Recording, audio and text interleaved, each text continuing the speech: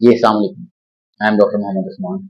अगर आपको सर्दी ज़्यादा लगती है, गर्मी ज़्यादा लगती है, आपका वज़न बहुत जल्दी बढ़ जाता है, डाइट करने के बावजूद भी आपका वज़न कम नहीं होता, तो ये वीडियो स्पेशली आपके लिए है। इस वीडियो में एक ऐसे मसले को हम डिस्कस करेंगे, जिसमें इंसान को बहुत जल्दी बाकी सारे लोग कमरे में नॉर्मली बैठे होंगे, आपको पसीना आ रहा होगा, बाकी सारे लोग कमरे में नॉर्मली बैठे होंगे, आपको सर्दी लग रही होगी। इसकी और भी काफ़ी वजूहात हो सकती हैं और भी काफ़ी बीमारियों से ये रिलेटेड हो सकता है। जैसे कि जिसमें कोई टीबी आ सकता है, कोई मैलिग्नेंसी आ सकती है। लेकिन आज का जो हमारा प्राइमरी फोकस होगा ना वो थायराइड प्रॉब्लम के ऊपर है। जो गले इस जगह के ऊपर आपका जो थायराइड ग्लैंड होता है, उसके जो माल फंक्शन हो जाता है, वो अपना फंक्शन नहीं ठीक कर पाता, उसका प्रॉब्लम है। हमारे ओपडी के अंदर जैसे पहले शुगर के मरीज बहुत ज़्यादा हो गए थे, ब्लड प्रेशर के मरीज बहुत ज़्यादा हैं। हर किसी को आप देखेंगे, अपने घर में भी देख लें, अपने इर्द-गिर्द देखें, बहुत से लोग आपको शुगर के साथ मिलेंगे, जिन्हें डायबिटीज़ है। एक मुझे मिले बुजुर्ग, तो वो डायबिटीज़ के साथ है, वो कहता है ये तो अब पार्ट ऑफ लाइफ हो गया है। इसके साथ जीना है और इसी के साथ हमने मरना है। तो लोग इस तरह मेंटली अडॉप्टेड हो गए हैं शुगर के साथ, कि वो समझते हैं ये तो पार्ट ऑफ लाइफ हो गया है। हालाँकि ये अपनी नेग्लिजेंस और अपनी गफलत की वजह से जो डायबिटीज़ है इंसान को हो जाती है। बाकी जो हाइपरटेंशन है, जिसके अंदर हमारा ब्लड प्रेशर इंक्रीज़ हो जाता है, वो भी हर घर के अंदर पेशेंट प्रेज़ेंट होते हैं। अब भी जो नए केसेज़ आना शुरू हो गए हैं, और हर 10 में से 1 या 2 बंदे जो हैं वो थायराइड की प्रॉब्लम के साथ आते हैं। और मोस्टली ये फीमेल्स के अंदर ये वाला मसला है, हाइपोथायरायडिज़्म जो है वो ज़्यादा होता है।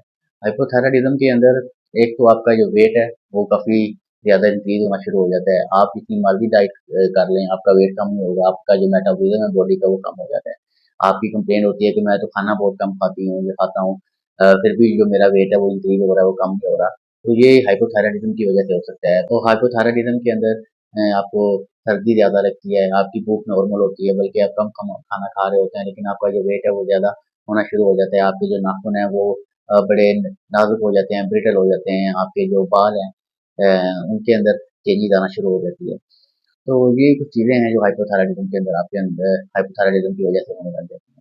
मोस्टली जो हाइपोथायरायडिज़्म है वो फीमेल के अंदर होता है, और जो मसला है जो जहाँ पे हमारे थायराइड होता है उसका मसला है ये वाला। तो मोस्टली हाइपोथायरायडिज़्म भी होता है, लेकिन वो काफ़ी कम होता है। लेकिन जो हाइपो है उसके ज़्यादा केसेज़ होते हैं। हाइपोथायरायडिज़्म के अंदर ये है कि आपका जो वेट है वो जितना मर्ज़ी आप खाना खा लेंगे वो इंक्रीज़ नहीं होगा, वो कम होता रहेगा। तो ये बच्चों के अंदर भी ये वाला मसला होता है, जो कॉन्जेनिटल हाइपोथायरायडिज़्म भी होता है। तो अगर आपके घर में कोई छोटे बच्चे हैं, जिन्हें ये जो हम पीलिया कहते हैं, वो अगर पैदाइश के बाद में काफ़ी लंबे अरसे तक चलता है, तो वो कॉन्जेनिटल हाइपोथायरायडिज़्म की वजह से भी हो सकता है। तो ये आपने ज़रूर चेकअप करवाते रहना है उनका। अगर चेकअप नहीं करवाएँगे, अगर उन्हें ये जो थायराइड है इसका प्रॉब्लम हुआ, तो उनकी जो मेंटल ग्रोथ है वो सही से नहीं होगी, उनके जो दाँत हैं वो ठीक नहीं बन पाएँगे, दाँत उनके ठीक नहीं होंगे, मेंटल ग्रोथ ठीक नहीं होगी, जो उनकी बोन्स हैं, जो मसल्स हैं वो ठीक से डेवलप नहीं हो पाएँगे। तो ये बच्चों के लिए तो बहुत ज़्यादा इम्पोर्टेंट है। अगर बच्चों का जो पीलिया है वो लंबे अरसे तक चल रहा है, तो ये ज़रूर ये वाली चीज़ माइंड में होनी चाहिए। तो बाकी ये है कि जो थायराइड का प्रॉब्लम आता है, तो अगर शुरू से हम आयोडीन साल्ट अपनी डाइट के अंदर ऐड करें, तो ये मसला बहुत हद तक कम हो सकता है। जो आयोडीन है ना वो हमारे थायराइड की जो प्रॉपर फंक्शनिंग है उसके लिए बहुत ज़्यादा इम्पोर्टेंट है। तो आयोडीन एडेड जो साल्ट होते हैं वो आप लोग यूज़ कर सकते हैं। बाकी आप सेब खा सकते हैं। ये जो आयोडीन रिच फूड्स हैं, जो एंटीऑक्सीडेंट हैं, वो मोस्टली हमें अपनी डाइट के अंदर ऐड करने चाहिए, जिसमें केला भी आ सकता है, सेब भी आ सकते हैं, अंगूर भी आ सकते हैं, शहद आ सकता है। ये वाली सब्जियां हैं, सब्जियां आ सकती हैं, अंडे हैं, चिकन है, और स्पेशली जो फिश है, मछली है, ये हमारी डाइट के अंदर इंक्लूड होनी चाहिए। हमारी डाइट ऐसी हो कि बैलेंस डाइट होनी चाहिए। बहुत हद तक हमारी ये बीमारियां कंट्रोल हो जाएंगी। तो नमक ऐसा यूज़ करें जिसके अंदर आयोडीन शामिल हो। तो थायराइड है, थायराइड का मसला बहुत ज़्यादा होता जा रहा है, लोगों के अंदर बहुत ज़्यादा केसेस देखने में आ रहे हैं दिन में।